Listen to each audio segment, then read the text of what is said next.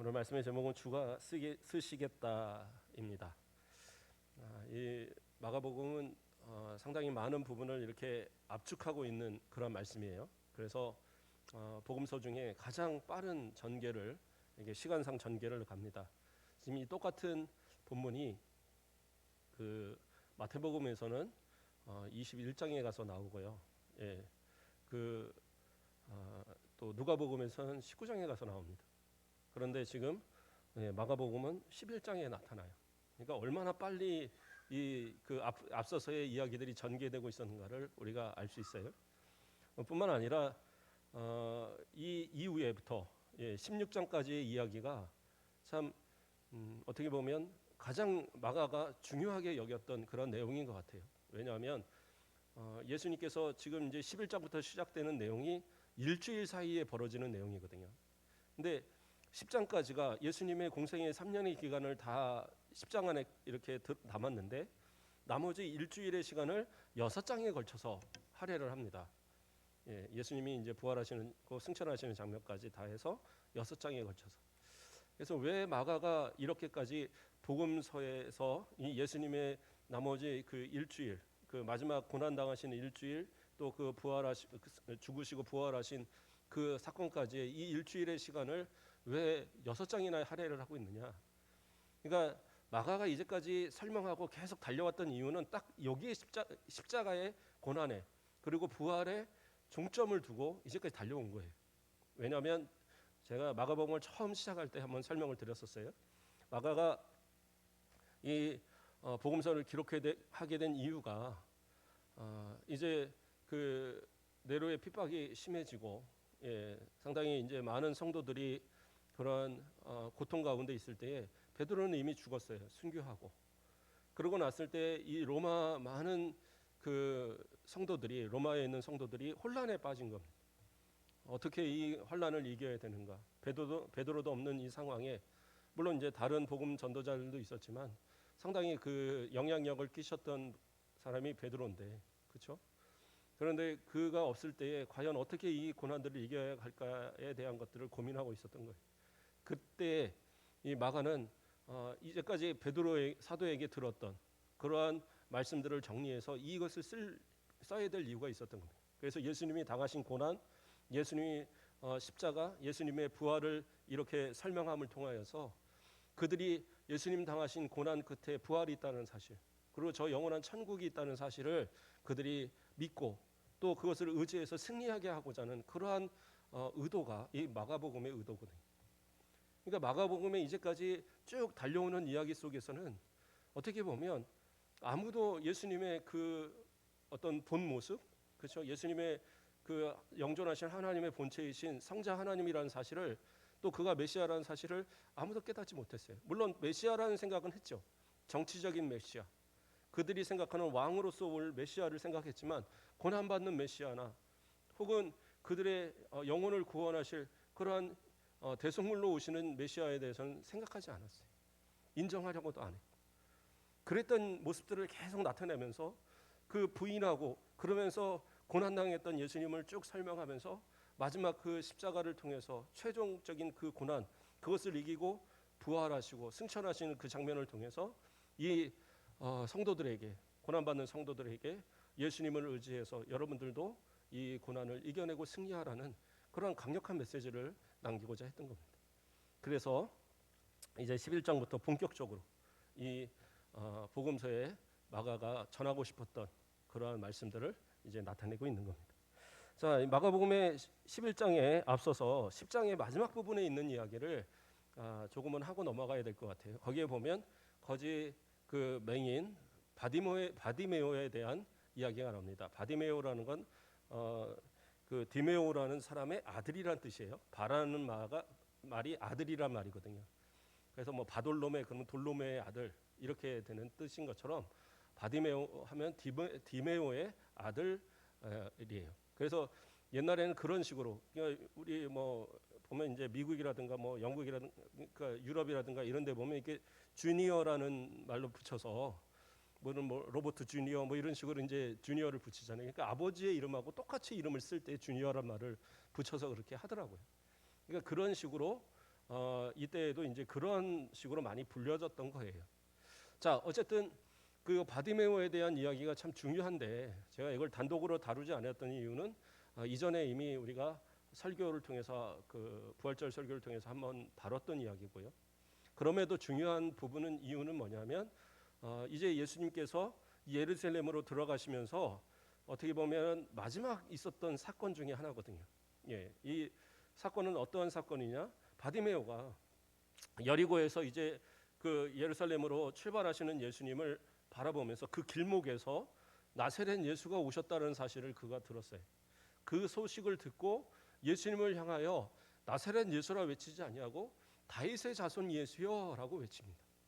그러니까 그 장면이 상당히 나타나요. 마가복음 10장 47절을 보면 나세렛 예수시라 말을 듣고 소리 질러 이르되 다윗의 자손 예수여 나를 불쌍히 여기소서 이렇게 말하고 있어요. 그러니까 나사렛 예수라는 말을 들었는데 자신은 다윗의 자손 예수라고 부르고 있어요. 그 이유는 뭐냐면 나사렛 예수다라고 불릴 때는 인간 예수에 대한 그러한 부분이 두각되는 부분이에요. 나사렛에서 자라시고 그곳에서 직업으로 목수의 일을 하시고 그곳에서 가족들과 지내시고 그래서 나사렛 출신 예수라는 의미로 인간적인 모습, 그러니까 참 인간의 어떤 모습들을 나타내는 그 표현으로서 나사렛 예수라는 이름을 쓰는 거예요. 그렇죠? 그러나 다윗의 자손 예수라고 말할 때는 그 의미가 완전 달라져요. 다윗의 자손 예수라는 의미는 그가 오실 메시아라는 것을 고백하고 있는 거예요. 그가 진짜 성경이 예언했던, 성경이 이제까지 우리에게 알려주었던 그러한 메시아가 바로 예수님이다라는 고백을 하고 있는 겁니다.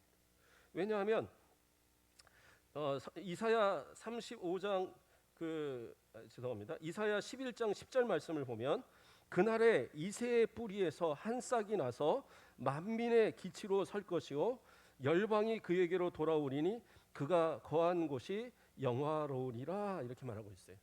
그러니까 이새의 뿌리, 그러니까 이새가 누굽니까? 다윗의 아버지잖아요. 그래서 다윗의 아버지를 거명하면서 이새의 뿌리에서 그 메시아가 오실 것에 대한 것을 예언하는 말씀이 이사야 11장에 나오는 거예요. 그래서 이 이사야 11장의 예언과 같이 뭐예요? 다윗의 후손으로서 메시아가 올 것이라고 이스라엘 백성들은 다 생각하고 있었습니다. 이 이야기는 그 예레미야에서도 나오고요, 또 에스겔에서도 나옵니다. 그래서 그러한 말씀들을 통해서 다윗의 자손으로 오시는 메시아가 오시겠구나. 그래서 그들이 다윗의 자손 메시아 그 예수라고 부르는 것은 곧 예수님께서 진짜 메시아다라는 것을 선언하는 거예요. 그런데 이게 놀라운 이야기는 뭐냐면 마가복음에서 예수님은 이제까지 계속 자신을 드러나는 것을 이게 감추셨어요. 자기에 대해서 이야기할 때도 대부분 인자다 해서 그냥 그 어떻게 보면 약간 3인칭적인 이야기로, 그래서 자기는 직접으로 내가라는 의미를 안 하고 인자하면서 3인칭적인 이야기로 표현을 하셨고, 그렇죠? 제자들에게는 직접 내가 십자가를 어떤 고난을 당하고 죽어야 할 것이라는 것을 예언하셨지만 그러나 많은 사람들에게 있어서 본인이 메시아라는 사실들을 드러내서 말씀하지는 않으셨어요. 그럼에도 불구하고 예수님께서 예루살렘으로 들어가기 바로 직전에 이 바디메오가 예수님을 다윗의 자손 예수라고 외치는 이 사실은 이건 엄청난 사건이에요. 뿐만 아니라 거기서 어떻게 해요? 이 막 사람이 막 소리를 지르니까 제자들과 다른 무리들이 막 나무라는 거예요. 왜 예수님 가시는데 이 거지 나사로가 나사로가 아니죠. 거지 바디메오 너 왜 와서 이렇게 시끄럽게 하는 거야? 하고 막 밀어내는 거예요. 그러나 어쩌면 이 바디메오는 예수님께서 이 자리를 지나가실 거라는 것을 알고 그 자리를 언제부턴가 지키고 있었던 거예요. 왜냐하면 예루살렘으로 가는 그 길목은 그 자리밖에 없다는 걸 알기 때문에, 여리고로부터 그 예루살렘으로 통하는 이 길밖에 없다는 걸 알기 때문에 그 길목을 지키고 이제까지 기다려온 거예요. 그리고 나사렛 예수다라는 소리가 들릴 때에 외쳐서 바로 다윗의 자손 예수여 나를 불쌍히 여기달라고 소리를 치고 있어요. 다른 사람이 다 뭐라고 말을 해도 강력하게 소리를 지르면서 예수님을 찾습니다. 그때 예수님이 불러서 놓고 내가 무엇을 해줬으면 좋겠냐 이렇게 물으시죠. 그때 뭐라고 그래요? 보기를 원한다고 얘기합니다. 눈을 뜨기를 원한다. 근데 이 사건은 눈을 뜨는 사건은 정말 중요한 사건 중에 하나입니다. 그 세례 요한이 헤롯에게 잡혀서 감옥에 들어갔을 때 그가 약간 믿음 없는 소리를 한번 했잖아요. 예수님한테. 당신이 오실 그분 맞습니까? 아니면 내가 다른 사람을 기다려야 합니까? 이러한 이제 질문을 자기의 두 제자를 보내갖고 예수님께 물어요. 아니 예수님 하나님께서 그 예언하신 그가 그러한 사실을 증거했던 세례 요한이고, 그가 세례를 줄 때 그 하늘에서 음성이 들리고 비둘기가 같이 내리는 성령의 역사를 눈으로 다 목도했던 그 세례 요한인데, 그리고 예수님을 향하여 정말 세상 죄를 지고 가는 어린 양이라고 얘기하면서 자신의 제자들까지도 예수님을 따르도록 보낼 정도로 그렇게 예수님을 철저하게 높이고 나는 낮아져야 된다고 말했던, 근데 그가 감옥에 갇혔을 때 진짜 고난을 당할 때 그가 얘기하는 것이 뭐냐? 예수님, 당신이 오실 그 사람 맞습니까? 그분 맞습니까? 아니면 내가 다른 사람을 기다려야 됩니까? 진짜 믿음 없어 보이는 얘기죠. 그때 예수님께서 뭐라고 얘기를 하셨느냐? 누가복음 7장 22절을 보면 예수께서 대답하여 이르시되 너희는 가서 보고 들은 것을 요한에게 알리되 맹인이 보며 못 걷는 사람이 걸으며 나병 자가 깨끗함을 받으며 귀먹은 사람이 들으며 죽은 자가 살아나며 가난한 자에게 복음이 전파된대 하라, 이렇게 이야기하고 있어요. 이게 무슨 얘기냐면 구약에 예언됐던 그 예언들을 성취하고 있다는 사실을 알려주라는 거예요.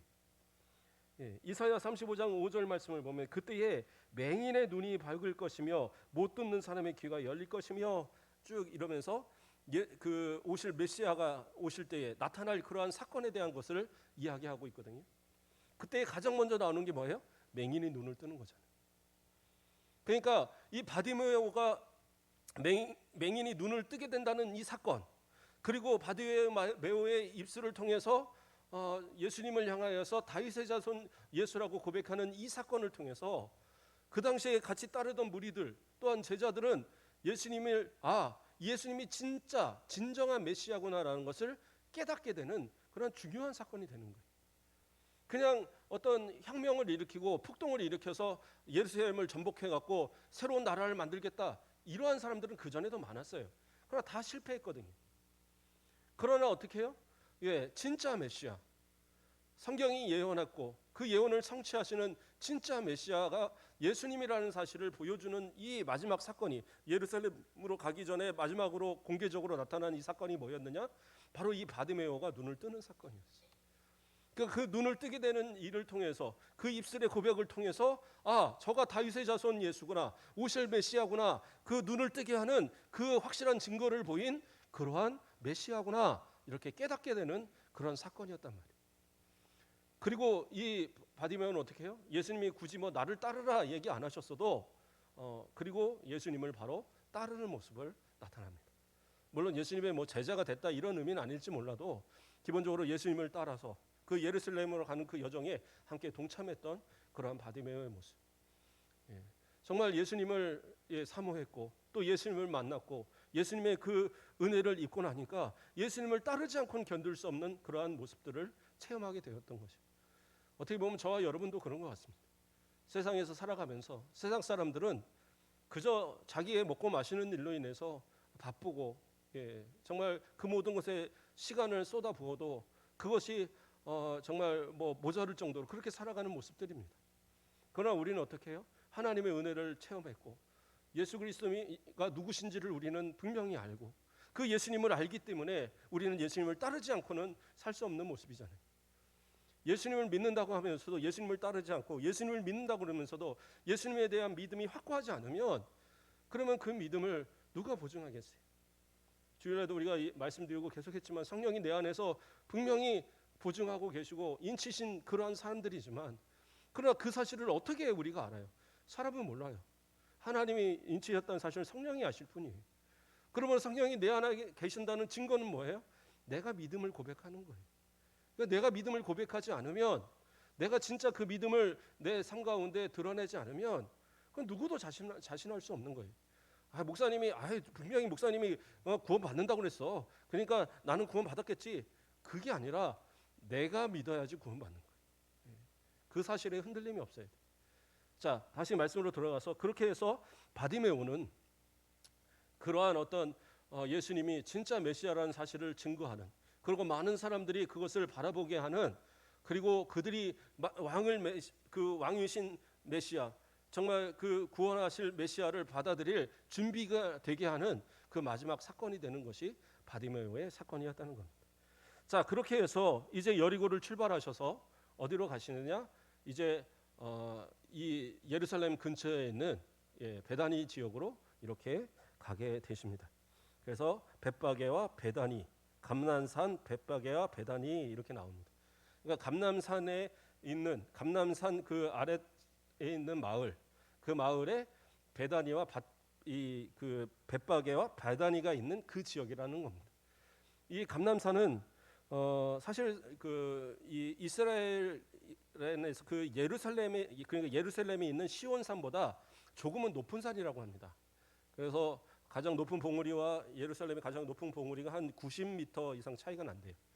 그래서 감남산 꼭대기에 올라가면 예루살렘이 다 내려보이는 뭐 그런 산이라고 얘기를 하더라고요. 어쨌든 그런 감남산을 주변으로 해서 있는 베다니의 이 지역에 예수님께서 와서 우선 그 자리를 거하게 되신 겁니다. 이 자리에서 예루살렘까지는 한 3km 정도의 거리라고 합니다. 그래서 여기서 안식일을 보내시고, 그리고 나서 그 다음 날 이제 그 예루살렘으로 입성하시는 그런 내용이 이제 시작이 되는 거예요. 그런데 이때에 예수님께서 두 제자를 맞은편에 있는 마을로, 그러니까 이 자리가 베다니이기 때문에 맞은편에 있는 마을은 아마 벳바게가 아닐까 이렇게 보통 추정을 합니다. 어쨌든 그곳으로 두 제자를 보내면서 무엇을 가져오라고 하냐면 어린 나귀 하나, 아무도 타지 않는 나귀를 한 마리 데려오라고 그것을 명령하십니다. 그래서 마가복음 11장 2절을 보면 이르시되 너희는 맞은편 마을로 가라. 그리로 들어가면 곧 아직 아무도 타보지 않은 나귀 새끼가 매여 있는 것을 보리니 풀어 끌고 오라, 이렇게 얘기하고 있습니다.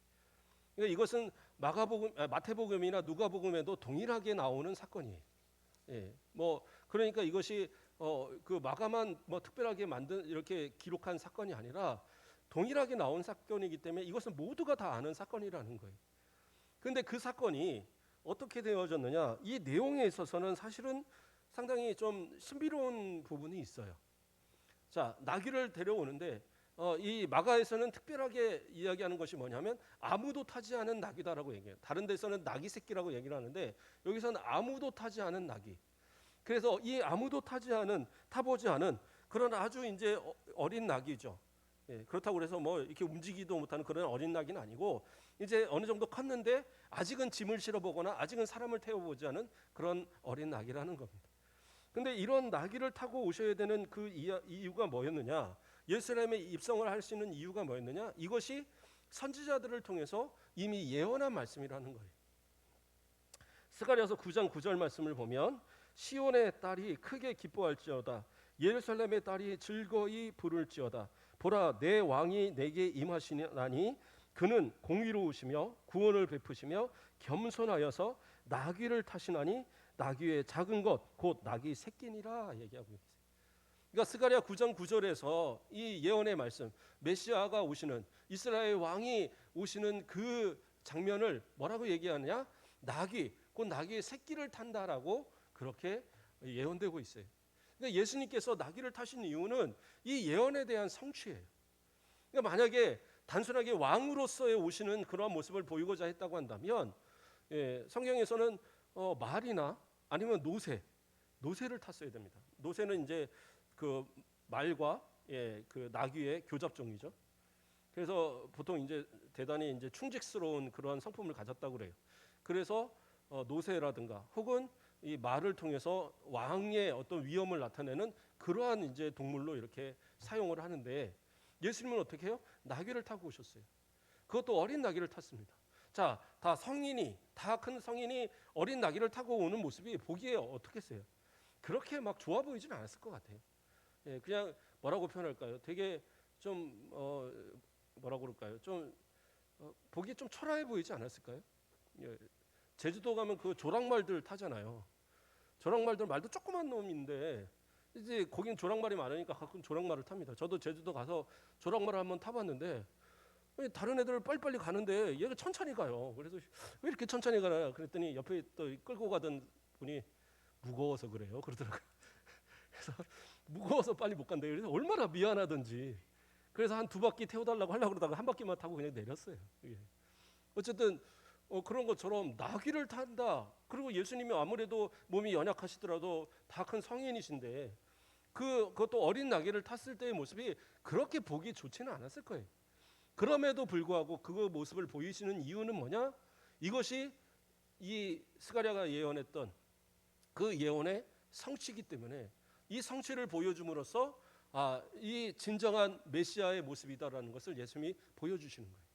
자, 앞서서의 바디메오의 고백, 그리고 맹인의 눈을 뜨게 하신 그 사건, 그리고 이 나귀를 타고 들어오시는 이 모습을 볼 때에 이스라엘 백성들을 환호하지 않을 수 없었어요.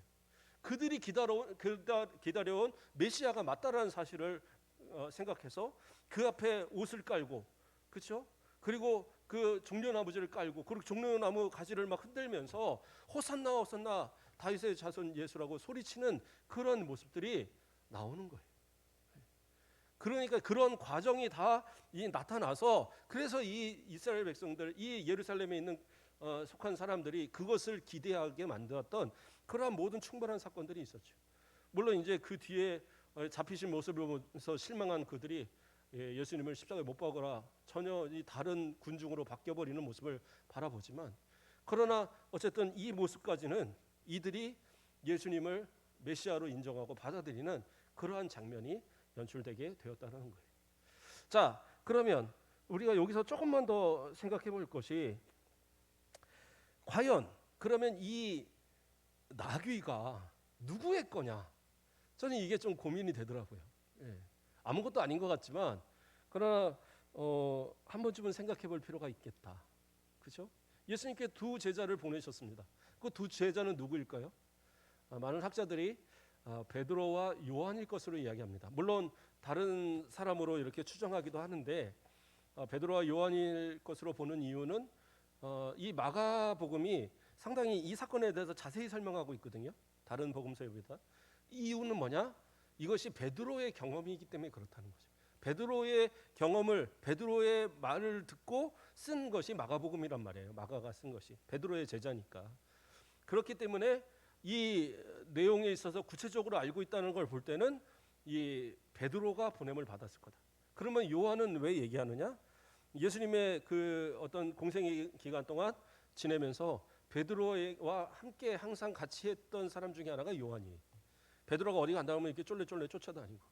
그래서 요한복음에 보면 예수님께서 그 부활하시고 몇 번을 나타냈음에도 불구하고 이 베드로가 나는 물고기 잡으러 간다 그러면서 디베라 바다로 나가잖아요. 디베라 호수로.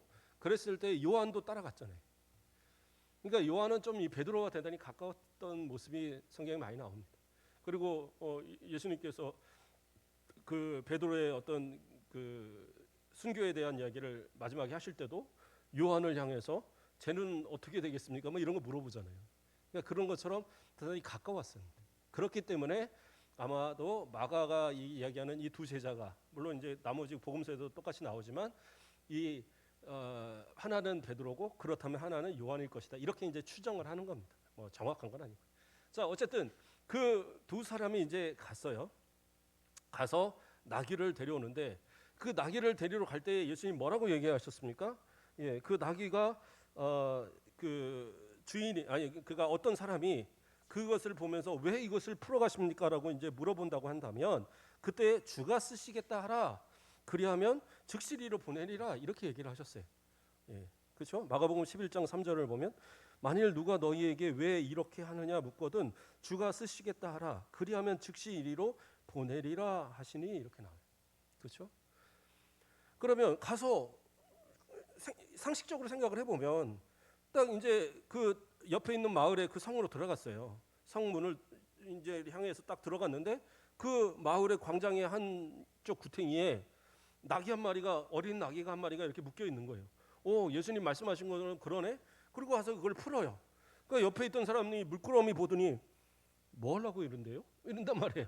이거 왜 가져간대요? 이러는 거예요. 그러니까 주가 쓰시겠다고 합니다. 주인이 쓰시겠다고 합니다. 여기서 이 주라는 단어가 큐리오스라는 단어거든요. 예, 사실은 예수님께서 마가복음에서는 자주 쓰지 않는 단어입니다. 앞에서는 거의 쓰지 않으셨어요.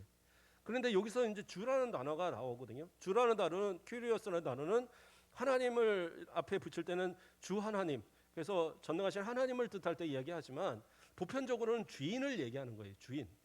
주인을 얘기하는데 주인이 쓰시겠다. 그러니까 그러세요? 그럼 가져가세요. 이게 이렇게 된 거예요, 내용이. 그러니까 이 예수님께서 예언하신 그대로 이루어졌거든요. 그러면 과연 그러면 그 나귀는 누구의 것인가? 그래서 이것에 대한 논란도 사실은 많아요.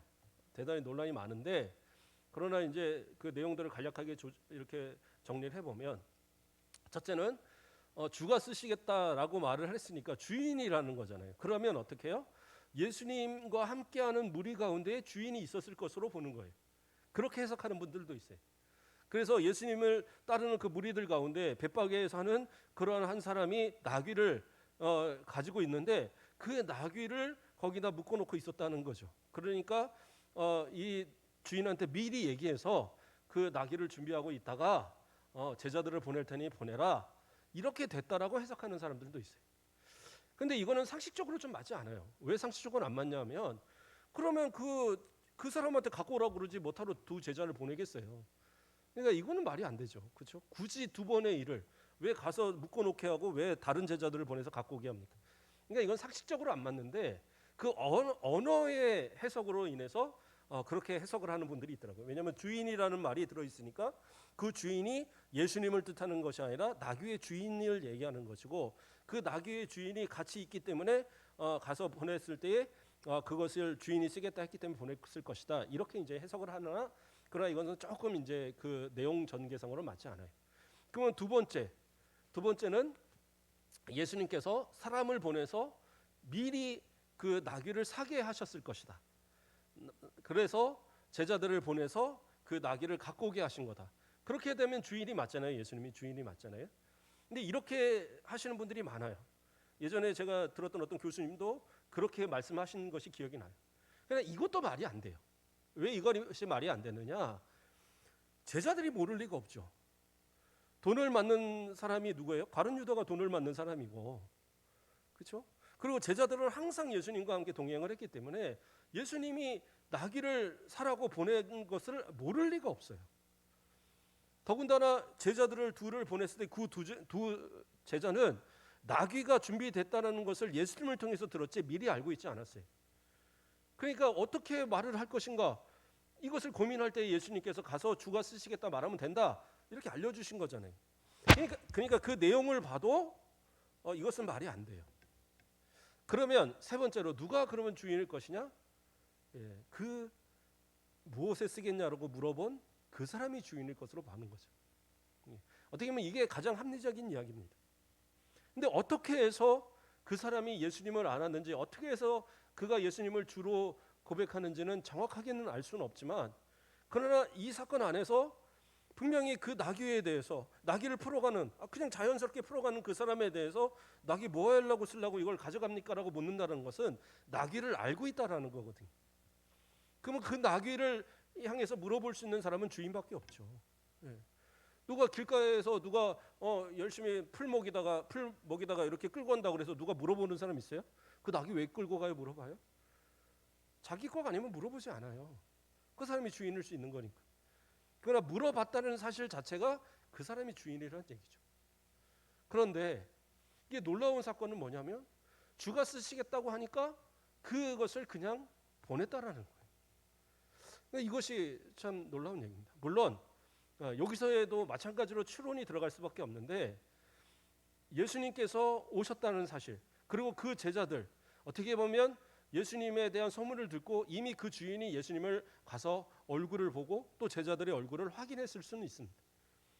그리고 자기 마을로 돌아가서, 야, 예수님이 그 나사렛 예수란 분이 오셨대. 그분이 바디메오 눈도 막 고쳤대. 그분이 곧 예루살렘으로 들어가신대. 이런 이야기들을 막 나누고 했을 그러한 개연성 분명히 있습니다. 그런 가운데에 그 익히 보았던, 앞장섰던 그 제자들이 와서 나귀를 가져갈 때에, 주가 쓰시겠다고 했을 때에 자신의 그 나귀를 메시아가 쓰시겠다고 하는 그 상황을 볼 때에 나귀의 주인은 더 이상 아무런 토를 달지 않고 그대로 양도했던 거죠. 물론 뭐 다 쓰고 나면은 예수님이 돌려주셨겠죠. 그렇게 보는 것이 합리적인 건데, 어쨌든 그러한 상황이 벌어지는 가운데에 이 나귀의 주인은 그저 그 말에, 주가 쓰시겠다는 말에 그것을 양도했던 겁니다. 이것이 가장 합리적인 얘기고, 많은 이제 사람들이 가장 많이 이렇게 주장하는 내용 중에 하나가 이거예요. 근데 이제 이렇게 되면서 많은 사람들이 이야기하면서, 아, 이 사람은 대단하다. 그 헌신, 정말 주님을 위해서 이 나귀를, 그 비싼 나귀를 헌신했다. 또 어떤 사람들은 이 나귀를 바치면서도 전혀 자기를 드러내지 않고 겸손하게 그렇게 이야기했다. 이 나귀를 드리면서 정말 예수님을 위한 그러한 헌신의 모습을, 그러한 모습으로 정말 하나님 앞에, 그 예수님 앞에 최고의 어떤 그런 겸손의 모습을 보였다, 순종의 모습을 보였다, 막 이렇게 여러 가지로 해석들을 하는 분들이 있더라고요. 그러나 중요한 것은 뭐냐? 이 나귀의 주인은 더 이상 드러나지 않았다는 거예요. 저는 이게 가장 중요한 것 같습니다. 헌신이라는 것, 하나님 앞에 드려지는 것, 드러나지 않는 것이 더 복되지 않을까, 그런 생각이 들어요. 주님 앞에 일할 때에 드러날 수밖에 없는 경우들이 있습니다. 앞장서 일하시는 분들, 우리 장로님들, 우리 권사님들, 또 우리 안수 이사님들, 저도 마찬가지죠. 앞장서서 일하는 사람들은 좀 드러나기가 쉬워요. 드러나면 어떻게 해요? 대부분 자기 상을 받는 경우가 많죠. 내가 이렇게 수고했는데 사람들이 몰라줄 리가 없다, 이런 생각을 안 할 수 없죠. 다 알아주죠. 보면 꼭 그런 건 아니지만 많은 교회들에서 그 이제 임직자들 투표를 해보면 앞장서서 뭔가 일하고 막 하는 사람들 보면 그 사람들이 또 돼요. 물론 그 사람들이 열심히 했으니까 되겠지만 뒤에서 숨어서 열심히 또 수고하는 분들이 많이 있는데, 드러나지 않는 분들이 많이 있는데, 그분들은 사람들이 몰라서 못 찍어요. 특히 큰 교회들은 막 1,000명씩 모이고 2,000명씩 모이고 이러면 옆에서 그 안 보이는데 수고하는 사람은 끝까지 몰라요. 이름도 몰라요. 그러나 이제 앞에서 나와서 뭔가 하는 분들은 다 알죠. 그러니까 이제 투표 같은 거 하면 그분들이 되는 경우도 많고. 물론 이러한 상황들에 있어서 그러면 그 드러나는 분들이 드러나는 것은 나쁜 거다, 이건 아니에요. 그것도 하나님께서 쓰시고자 하니까 앞에 세우시겠죠. 그러나 중요한 건 뭐냐? 내가 드러나지 않더라도, 내 이름이 드러나지 않더라도 주님 앞에 주가 쓰시겠다고 하면 헌신할 수 있는 그러한 모습, 그러한 마음의 자세, 이게 가장 중요한 모습 아닐까. 어쩌면 이 나귀의 이야기, 그리고 이 나귀를 헌신한 이 이야기가 성경에 공통적으로 나오는 이 이야기, 그 마태, 마가, 누가에서 공통적으로 나오는 이 사건이 어떻게 보면 가장 예수님의 그 사역 가운데 중요한 부분 중에 하나거든요. 예루살렘을 입성하시고 그 예언을 성취하시고, 그리고 그곳에서부터 예루살렘의 이 일주일의 사역이 시작되는 그 시작점인데, 그 시작점을 헌신한 이가 누구냐? 나귀의 주인이 되는 거죠. 그러나 그는 드러나지 않았고 도대체 누구인가 궁금해서 아무리 뒤져도 답을 찾을 수는 없어요. 앞서 말했던 한 두 가지의 이유가 될 수도 있지만 그건 좀 이제 좀 무리한 해석이고, 그렇다고 하면 그 나귀를 가져갔다 올 때 하고 그냥 보냈던 그 사람이 주인은 맞는데, 그렇다면 그 사람은 누구인가? 그거에 대해서 성경은 더 이상 아무런 이야기도 나누지 않습니다. 나중에 나귀를 돌려받았냐 안 받았냐도 나오지 않아요. 그러나 그 사건을 통하여서 어떻게 보면 성경에서 가장 중요한 인물 중에 하나로 그 모습을 나타내고 있다는 것. 저와 여러분도, 제가 오늘 찬양을 앞서서 이 찬양을 이렇게 불렀던 이유가 이 마지막 그 가사입니다. 주님이 기억하시면 족하리. 예수님 사랑으로 가득 찬 모습, 천사도 흠모하는 아름다운 그 모습, 천국에서 해같이 빛나리. 그러니까 이거면 족하지 않을까, 이 생각이 들었어요. 누가 알아줘서가 아니라, 누가 막 칭찬해서가 아니라, 누가 그 사람을 높여서 막 인정해서가 아니라, 그냥 주님이 기억하시면 그걸로 족한 것, 예수님이 기억하시면 그걸로 족한 것. 그래서 그 예수님을 위해서 사랑으로, 예수님을 위해서 그 사명으로 충성을 다하는 그 모습, 그거면 되지 않을까. 물론 우리 권사님들, 우리 집사님들, 이렇게 항상 수고하시는 거 보면 그래요. 그렇게 칭찬받을 만 하나님 앞에 칭찬받을 만한 모습이 분명히 맞는 것 같아요. 예, 막 새벽에도 청소하시는 거 보면 그냥 조용히 와서 막 뚱땅거리면서 또 청소하고 가시고, 예, 뭐 저녁에 와서 하시는 분들도 있고, 이런 거 보면 그렇게 헌신하는 모습들 하나님이 기뻐 받으시겠구나. 또 여러 가지 모습 속에서도 자기 이름 드러내지 않고 막 이렇게 하시려고 하는 모습들을 보면 그래요. 그러한 모습들이 다 하나님께서 알아주시면 되는 거예요. 내가 했는데 왜 그걸 몰라주냐. 그래서 뭐 우리 교회는 그런 게 없지만 큰 교회들 같은 경우는요, 뭐 이런 뭐 집기라든가 이런 것들을 이렇게 살 때 한 분들이 이렇게 헌신하는 경우가 상당히 많아요. 예, 부자인 분들도 많고 하다 보니까 그냥 뭐 한 200만 원, 300만 원 되는 것들 뭐 그냥 이렇게 헌신하는 분들이 많은데, 이제 그걸로 딱 끝나면 되는데 어느 때인가 되면은 그것을 내가 했다는 걸 자꾸 드러내는 분들이 있어요. 그러니까 심지어는 어떤 교회에서는 뭔가가 한 10년을 넘게 쓰고 해서 이제 바꿔야 되는데 못 바꾸는 거예요. 왜냐하면 그거 내가 해놨는데 그걸 바꾸면 되냐고 막 그러니까 앞으로도 한 10년을 쓸 수 있을 것 같은데 막 낡아갖고 다 못 쓰게 되는 거예요. 그러니까 그런 마음이 돼서는 안 돼. 하나님 앞에 드렸으면, 내가 헌신했으면 그걸로 끝나야죠. 오히려 아무도 모르게, 누구도 모르게 하나님 앞에 드려지는 그런 헌신, 그것을 통해서 하나님께서 우리를 향하신 복을 더 많이 쌓아놓고 더 나아가서는 저 영원한 천국에서 쌓은 보화가 더 많이 세워지지 않겠습니까? 이 땅에서 이미 상을 다 받는 것보다는 차라리 이름은 감춰주고 주께서 쓰시겠다 할 때에 나의 헌신 온전히 내려놓고 순종할 수 있는 그런 모습들, 그게 진짜 그리스도인들의 올바른 모습이다라는 겁니다. 오늘 짧은 이야기지만 이 말씀을 통해서 우리 헌신을 돌아보고 주님 앞에 진정으로 주님 받으실 만한 그러한 정말 겸손과 헌신과 순종의 모습을 나타내는 우리 모든 성도들 되시길 주님의 이름으로 축복합니다. 기도하겠습니다.